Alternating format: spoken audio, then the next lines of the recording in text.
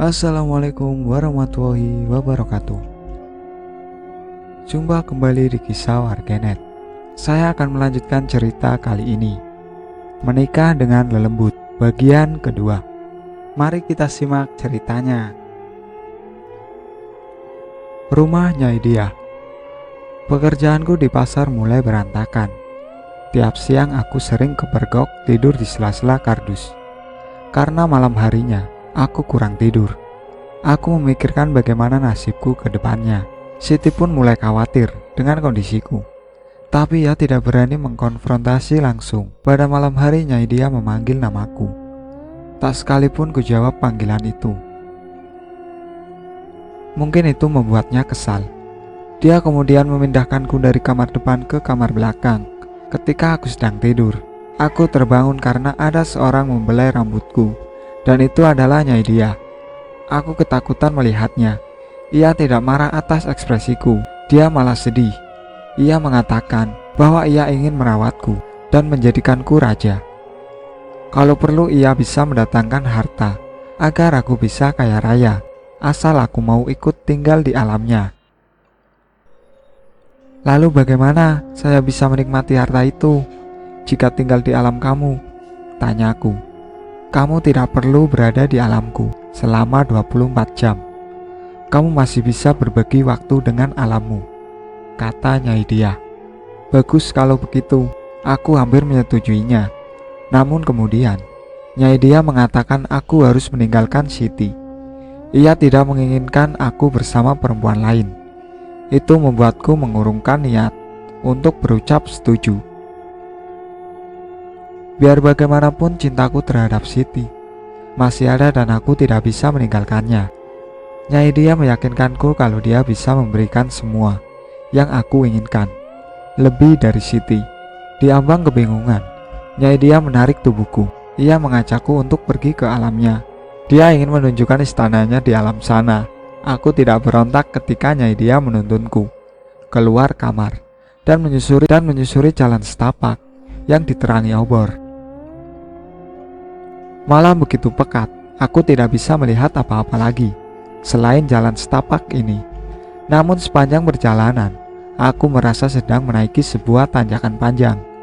Tidak lama setelah itu, sebuah rumah bak istana menyeruak dari kegelapan. Di halamannya manusia obor telah menunggu kami. Begitu sampai mereka menuntun ke ruang tamu. Seluruh perabotannya berwarna emas, mirip dengan di pesta pernikahan kami. Di ruang tamu telah menunggu seorang anak pemuda berwajah rupawan yang sepintas mirip denganku. Apakah ini? Iya, dia anak kita, kata Nyai Diah. Pemuda itu tidak seperti yang ada di dalam mimpi Siti. Ia bukan makhluk berbulu dan bertubuh tegap yang meraung-raung seperti singa. Ia adalah pemuda tampan ramah senyum. Walau secara logis, aku tidak mungkin memiliki anak seumuran itu. Tapi aku menerima kehadirannya. Kami bertiga duduk dan berbincang, sementara para abdi berkeliaran, menyediakan makanan dan minuman untuk kami. Suasana menjadi hangat, dan imanku mulai goyah. Memang sudah jalan hidupku, memiliki keluarga seperti ini. Lagian aku juga bisa kaya raya, dan tidak perlu lagi khawatir akan masa depanku. Aku tinggal duduk berpangku tangan, sementara aku terus-menerus semakin kaya. Kukatakan kepada Nyai Diah kalau aku mulai berniat untuk menuruti permintaannya, selama ia bisa memastikan aku kaya raya.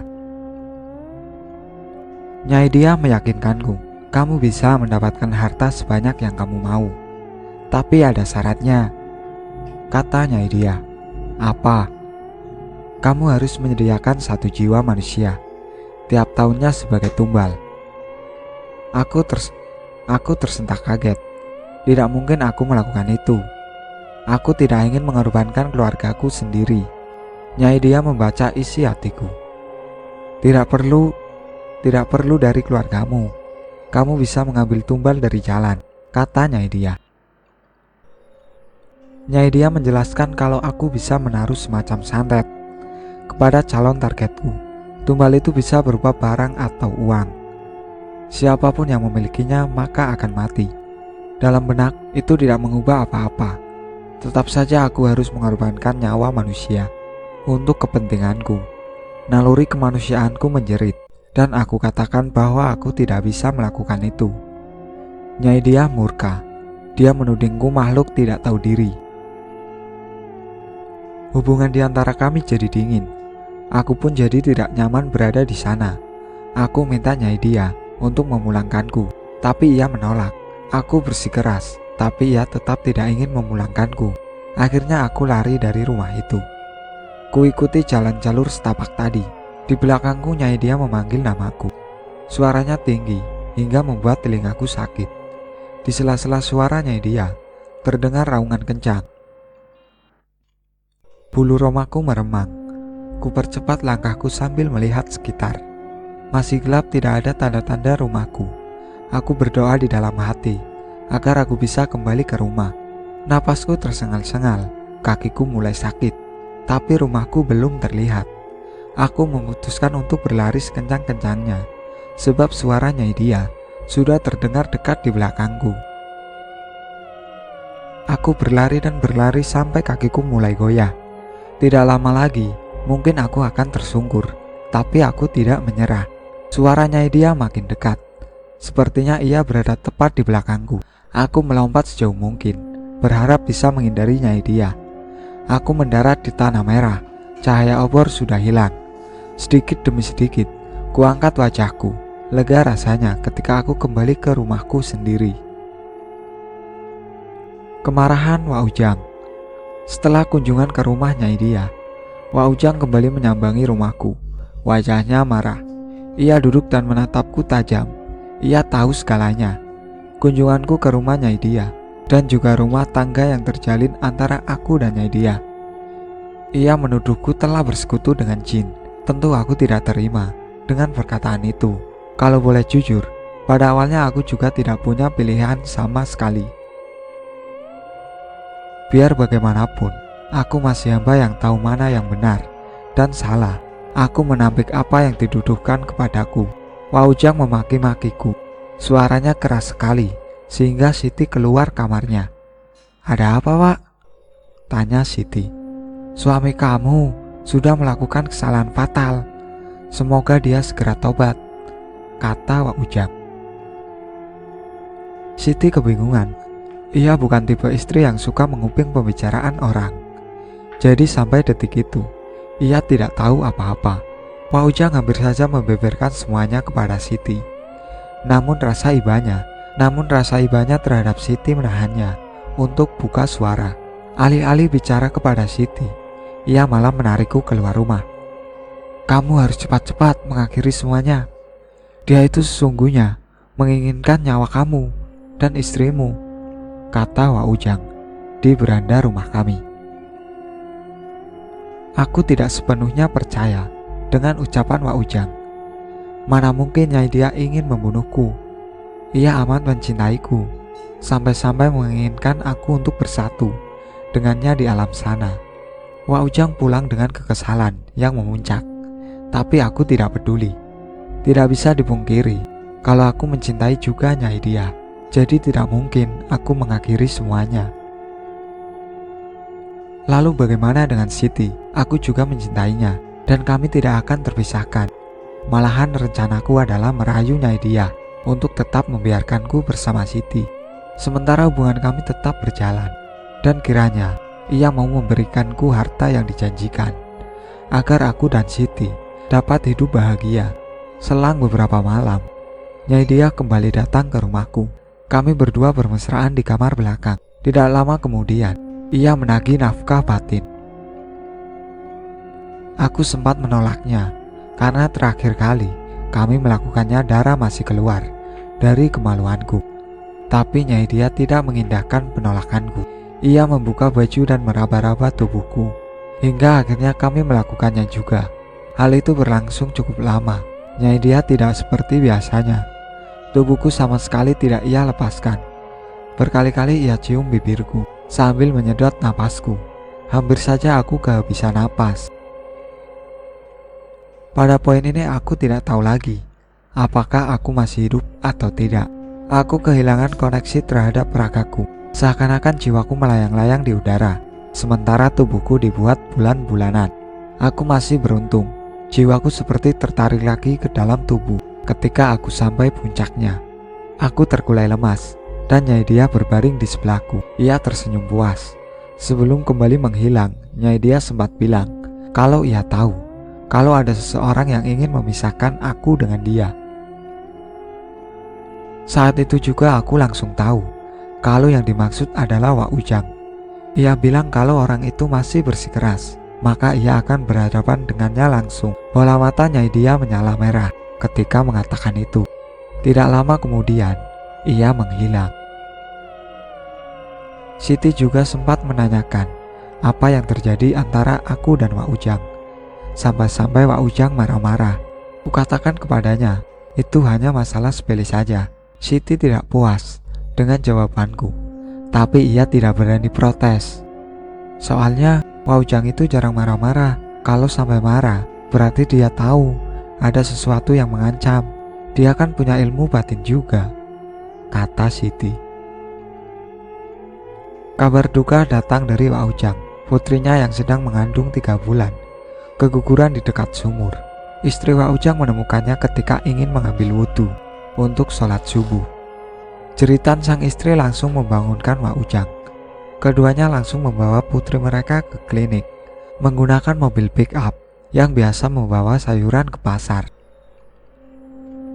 Setelah beberapa lama ditangani bidan yang didampingi dokter umum, mengabarkan kalau janin di dalaman kandungan putri Wak Ujang tidak bisa diselamatkan.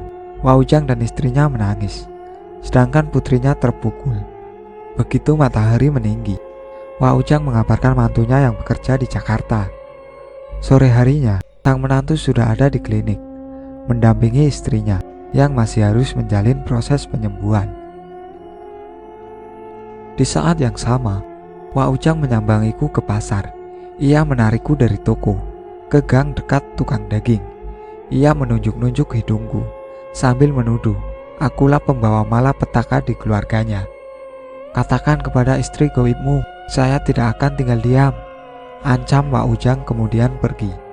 Aku hanya bisa melongo bersama dengan beberapa pedagang pasar yang sama-sama bingung dengan apa yang terjadi. Ketika aku pulang ke rumah, semua baru jelas. Siti yang baru pulang dari rumah Wak Ujang menceritakannya kepadaku. Menurut Siti, putri Wak Ujang sebelumnya bilang kalau saat tengah malam ia diteror lelaki misterius yang kadang menyerupai suaminya. Begitu didekati sosok itu, berubah jadi sosok makhluk besar, bernapas besar dan menggeram. Putri Wak Ujang juga mendengar suara bayi menangis. Tidak hanya satu, tapi puluhan bayi menangis di telinganya. Puncaknya Putri Wak Ujang melihat rombongan orang membawa obor di depan rumahnya. Orang-orang itu berwajah gelap dan tidak memiliki bola mata. Putri Wak Ujang mencoba membangunkan istri Wak Ujang, namun gagal, sehingga ia lari ke belakang dan terpeleset, lalu terjatuh di dekat sumur hingga keguguran. Wak Ujang sedang berada di desa sebelah untuk mengurus jual beli tanah saudaranya, jadi tidak ada orang yang bisa menolong. Itu jadi penyesalan terbesar Wak Ujang. Ia telah kehilangan cucunya dan kini siap perang melawan Nyai Dia. Hasrat untuk membalas dendam kuat di dalam dirinya. Di sisi lain, Nyai Dia pun tidak kalah. Ia menyiapkan para pasukannya untuk melawan Wak Ujang. Pertempuran itu terjadi saat tengah malam di atas bukit dekat rumahku. Malam itu aku mendengar suara-suara aneh dari jarak jauh. Aku turun dari tempat tidur dan memeriksa melalui jendela. Di atas bukit sana aku melihat cahaya merah. Segera saja aku menyelinap keluar tanpa sepengetahuan Siti. Kudaki bukit itu dan menemukan Wak Ujang berdiri di hadapan Nyai Dia. Ia memegang keris, siap untuk menyerang Nyai Dia. Sementara Nyai Dia berdiri tegap, sama sekali tidak takut dengan Wak Ujang. Pertempuran mereka berlangsung cepat. Cahaya merah yang menyilaukan meliputi mereka. Begitu juga suara-suara menggelegar, mirip suara petir. Wak Ujang sempat melirik kepadaku, sebelum akhirnya Sebuah cahaya merah datang ke arahku dan melemparku dari tempat persembunyian. Aku terpental cukup jauh dan terbangun di tempat tidurku sendiri. Aneh. Matahari sudah tinggi. Siti menyambutku ketika aku keluar kamar. Ia menyuruhku mandi. Karena sudah terlambat pergi ke pasar.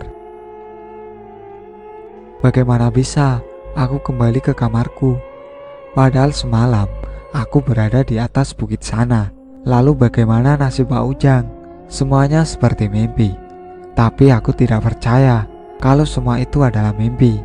Aku tidak berani cerita ke Siti, jadi kusimpan saja sendiri sambil mencari tahu apa yang terjadi dengan Wak Ujang. Wak Ujang akhirnya mundur. Pertarungan Wak Ujang dan Nyai Dia ternyata terjadi di alam gaib. Itu terkonfirmasi dari keterangan Siti yang mengatakan bahwa malam ketika itu terjadi aku terlelap di kamar. Namun tetap saja aku ingin mendatangi Wak Ujang untuk menegaskan apa yang terjadi, sekaligus mengorek keterangan lebih lengkap. Aku menemui Wak Ujang di rumahnya. Kala itu rumahnya sepi.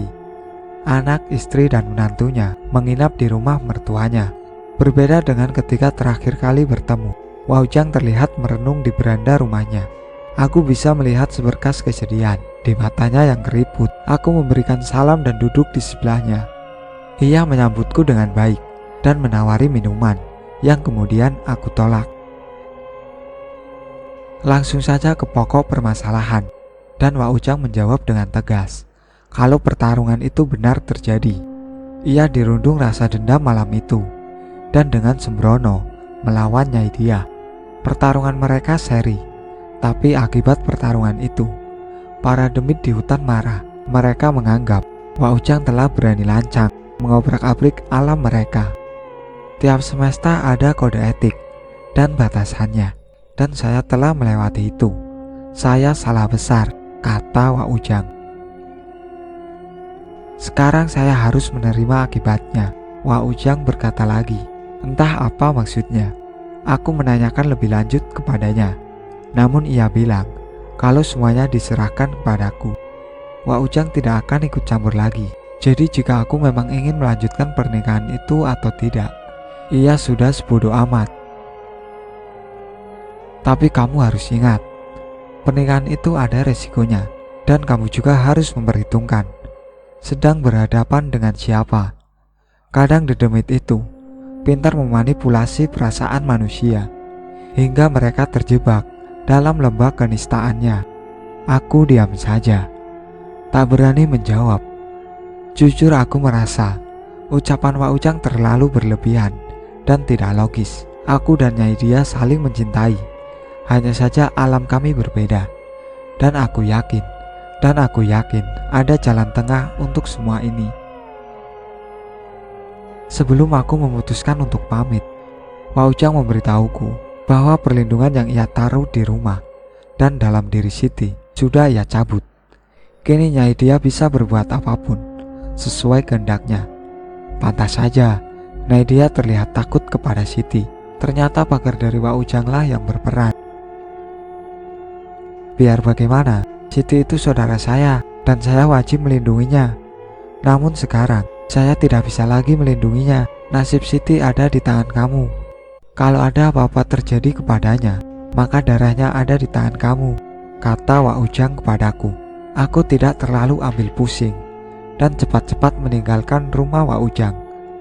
Begitu sampai di rumah, aku disambut Siti dan kami makan siang bersama. Siti mengatakan bahwa pagi ini ia merasa punggungnya berat dan ada yang aneh dengan organ kewanitaannya. Ketika aku tanya lebih lanjut, ia mengatakan bahwa kemaluannya terasa panas seperti terkena sambal. Berulang kali ia mencucinya, tapi tetap saja tidak hilang. Anehnya rasa panas itu hilang tiba-tiba. Aku katakan kepada Siti bahwa bisa saja itu lantaran ia lupa cuci tangan setelah memasak, dan biasanya memang panas. Terkena cabai itu lama hilangnya, jadi tidak perlu khawatir. Siti pun paham dan tidak lagi mengeluh padaku. Pada malam harinya, Nyai Dia datang dengan rombongan manusia obor dan beberapa wajah asing. Ia mengatakan bahwa sekarang rumahku adalah rumahnya juga, dan para bawahannya akan menjaga kami berdua agar tidak ada lagi orang yang mengganggu. Aku mengangguk saja, dan malam itu kami berhubungan lagi, lama sekali, dan setelah selesai, giliran hidungku yang mengeluarkan darah segar. Mata batinku terbuka. Suasana rumahku berubah total. Udara yang tadinya segar dan sejuk lantaran berada di tengah hutan dan persawahan kini jadi panas dan pengap.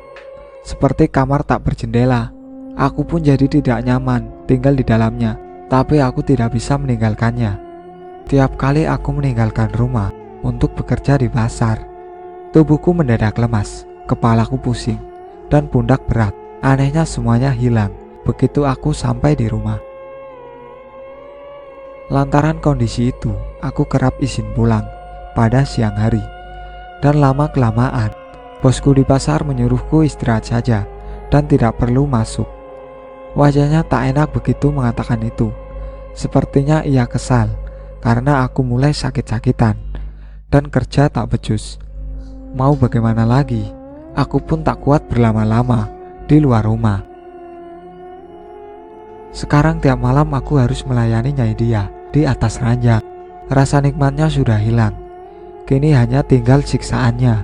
Selain tubuhku yang memburuk kondisinya, Siti pun mendapatkan serangan gaib.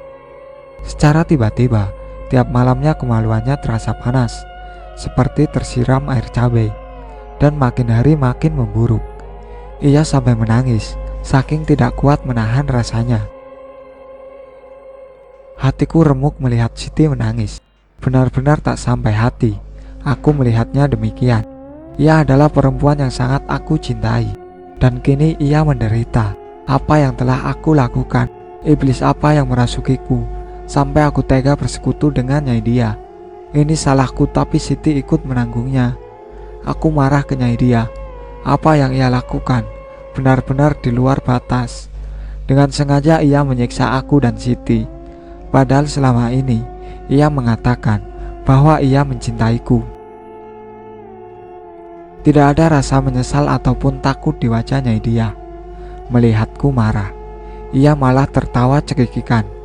Ia bilang derajatku dan Siti itu jauh lebih rendah dibanding bangsanya, dan sudah seharusnya kami jadi abdi mereka, melayani setiap kebutuhannya bersama bangsanya. Aku terlalu lemah untuk mengamuk, dan tubuh Nyai Dia begitu kuat mencengkramku. Jadi aku tidak bisa melakukan apa-apa. Dan dalam kondisi ini pula, Nyai Dia memaksaku untuk melayaninya di ranjang. Darah segar keluar dari hidung dan kemaluanku setelah semuanya selesai. Pagi harinya aku bersimpuh dan berdoa meminta pertolongan. Dan ternyata Tuhan masih bermurah hati, mengulurkan tangannya lewat Wak Ujang. Entah ada angin apa, Wak Ujang menyambangi rumah kami. Siti berbaring di atas kasur. Ia tidak bisa berjalan lantaran terlalu lemah. Wak Ujang masuk ke rumah sambil menutup hidung. Katanya ada bau bangkai menyeruak dari dalam rumah ini. Rumah kalian sudah jadi sarang dedemit, kata Wak Ujang. Aku memohon maaf kepada Wak Ujang atas apa yang telah aku lakukan. Dan ia pun dengan sangat bijak memaafkannya. Sekarang yang terpenting adalah menyelamatkan kalian sebelum terlambat, kata Wak Ujang. Kemudian Wak Ujang membuka mata batinku agar aku tahu apa yang sebenarnya terjadi. Begitu mata batinku terbuka, semuanya jelas. Rumahku terlihat seperti rumah hantu, bau pengap dan gelap. Wak Ujang menyuruhku berkaca, dan aku terkejut. Tubuhku begitu kurus, dan seluruh badanku banyak luka hitam. Aku seperti habis dihisap lintah. Dedemit memang seperti lintah, kata Wak Ujang, seakan membaca pikiranku. Mereka membuat manusia merasa baik-baik saja, padahal mereka menghisap darah manusia sampai habis. Kulihat juga, Siti kondisi tubuhnya terlihat pucat. Darah merembes dari selangkangannya. Ada dua makhluk botak bertaring, berwajah setengah manusia, setengah binatang. berdiri di dekat tempat tidur. Mereka itu yang mengerjai Siti, kata Wak Ujang. Tidak mungkin, Siti itu kan rajin ibadah dan beriman kuat, kataku. Wak Ujang menggeleng. Itu tidak ada pengaruhnya. Kalau iman kamu lemah, kepala keluarga itu seperti pondasi rumah. Kalau lemah, maka angin kecil saja bisa merubuhkan seluruh bangunan rumah. Rasa sesalku makin kronis. Ku hampiri Siti yang sedang tertidur dan ku kecup keningnya seraya mengucap kata maaf. Wak Ujang akan membantu kami. Hanya ia sadar kalau ia seorang diri tidak bisa menghadapi Nyai Diah. Oleh karena itu, ia akan menjemput gurunya yang tinggal di Bogor. Wak Ujang memintaku untuk tidak meninggalkan Siti sampai ia kembali. Aku menyanggupinya. Tanpa banyak bicara lagi, Wak Ujang berangkat menjemput gurunya, sementara aku menunggu dengan hati gusar. Melawan Nyai Diah. Wak Ujang baru kembali selepas maghrib, dan Siti masih belum terbangun juga. Aku takut, apalagi suara Nyai Diah terus-menerus terdengar dari kamar belakang, memanggil namaku dan mengajak ke peraduan. Sebagian diriku ingin menurutinya, namun aku berhasil mengontrolnya dan tetap menjaga Siti. Aku takut terjadi apa-apa kepadanya. Tanpa mengetuk pintu, Wak Ujang masuk ke dalam kamar. Ia tidak datang sendiri, tapi bersama seorang yang ia sebut guru. Aku termangu-mangu begitu melihat sosok guru Wak Ujang. Sosok ini jauh dari perkiraanku sebelumnya. Aku kira sosok guru Wak Ujang merupakan sosok sepuh dengan uban di kepala, tapi justru seorang pria berusia sekitar 40 tahunan, lebih muda dari Wak Ujang. Ia memperkenalkan diri dengan nama Funta. Tingginya sekitar 2 meter, berbadan kurus, dan rambutnya lurus bergelombang. Funta berkata kepadaku kalau ia salut kepadaku karena aku berani mengambil keputusan untuk lepas dari Nyai Diah di saat yang tepat. Karena kalau terlambat, maka nyawaku dan Siti jadi taruhannya. Funta menyisir seluruh rumah, termasuk kamar belakang.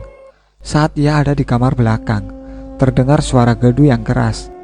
Kadang seperti barang jatuh, kadang seperti orang terbanting ke dinding. Aku dan Wak Ujang menunggu di kamar depan sampai Funta kembali. Anak buahnya sudah kabur, tapi pimpinannya masih ada, kata Funta kepada kami. Funta pergi ke dapur dan kembali dengan 2 butir telur. Ia menyuruhku berbaring di sebelah Siti, sementara ia berdoa dan menyusapkan telur ke seluruh tubuhku. Funta meminta Wak Ujang untuk mengambil piring kecil. Di depan mataku, ia memecahkan telur yang tadi diusapkan ke tubuhku. Dan di dalam telur tersebut terdapat jarum jahit berkarat dan segumpal rambut hitam.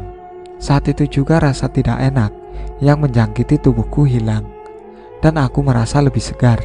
Setelah itu, Funta melakukan hal yang sama. Namun telur yang dipakai untuk Siti berisi darah berbau busuk. Kata Funta, susu gaib di tubuhku dan Siti sudah luntur, dan kini kami sudah tidak lagi berada di bawah kendalinya. Sekarang tinggal menghadapi langsung Nyai Diah. Untuk itu Funta memintaku untuk bersila di ruang tamu, tetap di sebelahnya. Lalu ia memintaku untuk menutup mata, sementara Funta berdoa. Tidak lama dari situ, aku seperti terlempar dan mendarat tepat di depan rumah Nyai Diah. Funta mengajakku masuk ke dalam bersamanya. Ketika kami masuk, rumah itu kosong dan terasa kelam. Tapi tak lama kemudian, muncul 2 sosok makhluk berbulu dan berbadan besar. Salah satunya dari mereka memanggil namaku. Aku mengenali suaranya. Dia adalah Nyai Diah dan anak gaib kami. Bulu romaku meremang begitu melihat wujud asli Nyai Diah yang menyerupai babi hutan bermata merah. Aku mengenalinya. Mata itu adalah yang mengintip dari pintu kamarku tempo hari. Nyai Diah membujukku untuk membantunya. Dia bilang anak hasil pernikahan kami membutuhkanku. Funta menepis semuanya. Dia bilang sosok itu bukanlah anakku, melainkan dedemit yang digunakan untuk memancingku. Manusia dan dedemit tidak akan pernah bersatu, apalagi memiliki anak. Kalian itu lebih rendah dari manusia, kata Funta.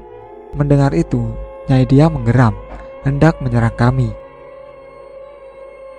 Funta menyuruhku berdiri di belakangnya, tepat sebelum Nyai Dia benar-benar menyerang kami. Aku menutup mata, nyali langsung ciut saat itu juga. Entah apa yang terjadi, tapi aku merasa di sekelilingku ada angin beliung. Aku sampai berpegangan ke Funta karena angin kencang itu mulai menyapu tubuhku.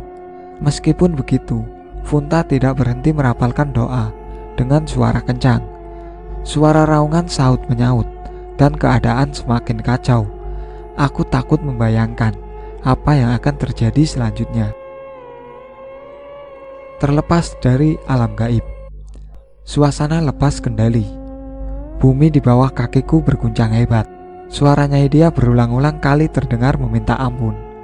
Teriakannya memekakkan telinga hingga membuat kepalaku pusing. Ada perasaan aneh yang menyeruak dari dalam tubuhku. Aku merasa seakan nyawaku sudah berusaha dicabut.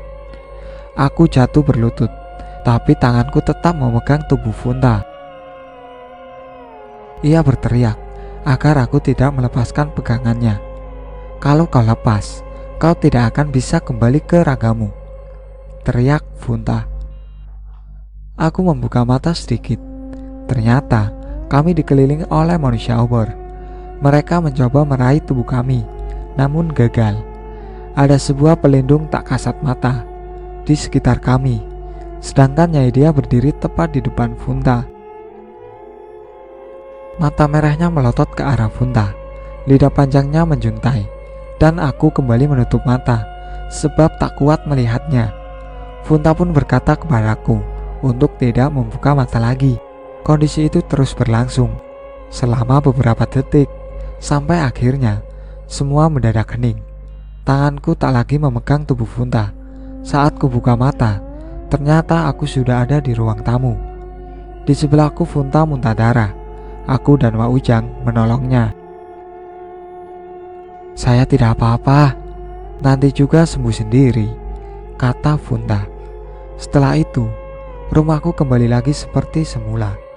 Udara dingin masuk dari depan, menyapu keningku. Lega rasanya semuanya berakhir. Aku pun bahagia begitu melihat Siti terbangun dengan wajah berseri-seri. Aku memeluknya dan meminta maaf atas apa yang sudah kulakukan. Siti berbesar hati memaafkanku. Malam itu, Wak Ujang dan Funta bermalam di rumahku. Mereka tidur di kamar belakang. Esoknya, Funta mengajakku bicara. Ia lalu mengajakku mengunjungi rumah asli dari Nyai Dia. Awalnya aku ragu, tapi akhirnya aku setuju. Kami lalu berjalan menaiki bukit yang tidak terlalu jauh dari rumahku. Jalannya cukup terjal. Beberapa kali kami harus menerabas ilalang. Begitu sampai di atas bukit, aku tercengang. Di hadapanku terhampar ratusan kuburan tua. Sebagian besar sudah tidak memiliki nisan. Funta mengatakan pemakaman ini merupakan makam para sesepuh desa setempat. Ia juga menunjukkan sebuah kuburan tanpa nisan yang berada di pojok. Kuburan itu berada dekat sebuah pohon besar. Funta bilang itu adalah kuburan Nyai Dia. Konon semasa hidup Nyai Dia adalah seorang dukun teluh. Jasanya sering dipakai warga desa untuk berbuat jahat atas membalas dendam orang yang mereka tidak sukai. Sampai akhirnya Nyai Dia sendiri terbunuh oleh warga desa yang sakit hati karena orang tuanya dikirimkan teluh sampai mati. Nyai Dia ditemukan tergeletak di dekat sumur rumahnya. Tidak ada warga desa yang mau menguburkannya. Namun jasad Nyai Dia akhirnya dikuburkan tanpa nisan dan tanpa selamatan oleh warga karena terpaksa. Tidak heran jika Nyai Dia merupakan dedemit paling terpengaruh di sana. Dan semenjak aku pindah ke rumah itu, ia sudah menaruh hati kepadaku. Alasan utamanya adalah ia ingin menjadikanku abdinya dan menahanku di alamnya. Nyai Dia juga berencana membunuh Siti secara perlahan. Rasa cinta yang timbul di hatiku juga tidak nyata. Itu hanya sugesti yang diembuskan kepadaku. Perasaan itu membutakan mata hatiku. Sampai akhirnya aku menyerahkan seluruhnya kepada Nyai Dia. Sampai kapanpun manusia tidak akan bisa bersatu dengan dedemit. Derajat kita lebih mulia daripada mereka, kata Funta padaku ketika kami memperhatikan kuburan Nyai Dia. Telah lama di sana, kami berdua pulang ke rumah untuk makan siang. Sebelum Wak Ujang dan Funta meninggalkan rumah kami, aku dan Siti tidak lupa mengucapkan terima kasih atas bantuan mereka. Mungkin kami tidak akan pernah bisa membalasnya. 2 bulan setelah kepergian Funta, aku dan Siti meninggalkan rumah itu untuk merantau ke Jakarta. Kami tidak membawa banyak uang, tapi kami memiliki tekad kuat untuk memulai hidup baru. Sampai di sini ceritanya. Sekian dari saya. Wassalamualaikum warahmatullahi wabarakatuh.